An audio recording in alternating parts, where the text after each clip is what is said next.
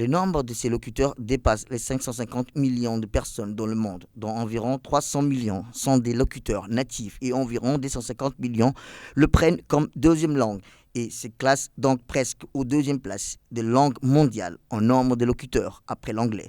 C'est aussi la langue de la religion pour plus de 2 milliards de musulmans répartis dans le monde. Il s'agit de l'arabe, la langue du Saint-Coran, que les musulmans ont toujours chérie tout au long de l'histoire, que ce soit en termes de l'enseigner ou de la diffuser à travers les horizons. Ainsi, elle occupe toujours une place importante dans la vie des musulmans. En République de Djibouti, la langue arabe fait l'objet d'une grande attention depuis l'arrivée au pouvoir du président de la République, son Excellence Ismaël Merguele, où il a travaillé sans relâche pour promouvoir sa présence. Il a également renforcé, encouragé et soutenu les institutions intéressées par cette langue.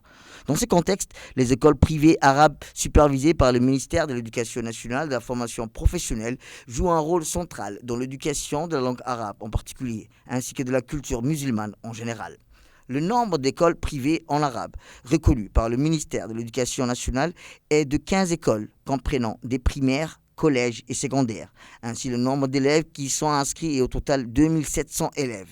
L'Université de Djibouti accueille chaque année les titulaires du certificat d'études secondaires arabes ou bac notamment dans 2 facultés, à savoir la comptabilité et des langues. Leur nombre est actuellement estimé à des centaines d'élèves.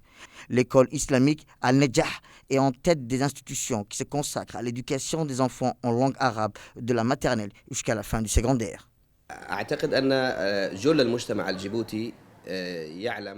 La fondation de l'école islamique Al-Najah remonte à l'année 1931, c'est-à-dire à l'époque coloniale, ce qui en fait la première école privée en arabe à Djibouti.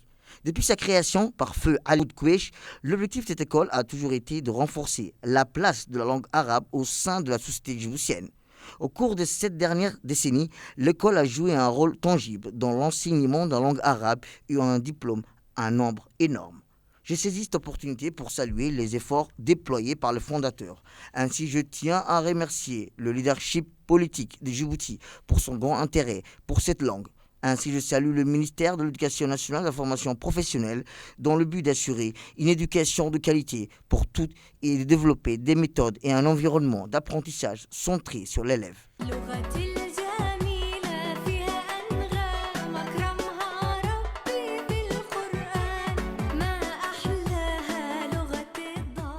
Parmi les autres institutions qui ont laissé leur empreinte sur la trajectoire de la langue arabe à Djibouti, on trouve l'école Al-Ishra. Créée il y a plus de 4 décennies comme la première école arabe après l'indépendance, son siège est actuellement situé à proximité du lycée Guel Betel.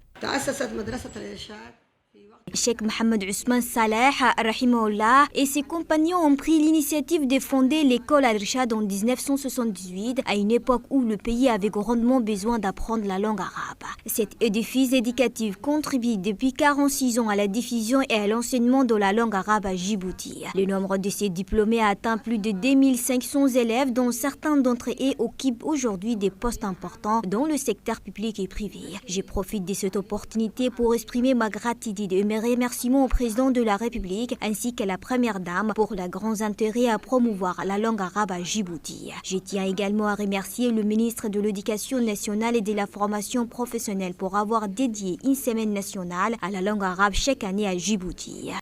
D'autre part, dans une initiative digne de reconnaissance et d'éloge, témoignant de l'intérêt gouvernemental pour la langue arabe, le ministère de l'Éducation nationale et de la formation professionnelle, en collaboration étroite avec l'Association des écoles privées arabes, a célébré la Semaine nationale de la langue arabe, en conjonction avec la Journée internationale de la langue arabe. Étaient présents les ambassadeurs des pays arabes à Djibouti ainsi que le président de l'Association des écoles privées arabes, les directeurs de ces établissements éducatifs, outre les cadres du ministère de l'Éducation nationale. لقد صارت اللغة العربية لغة عالمية بالإسلام. La langue arabe est extrêmement importante, riche en vocabulaire grâce à l'islam. Elle est devenue une langue universelle. Elle n'est pas seulement la langue de la pensée, de la littérature, de la philosophie et de la civilisation, mais elle est également l'une des langues les plus répandues et utilisées dans le monde.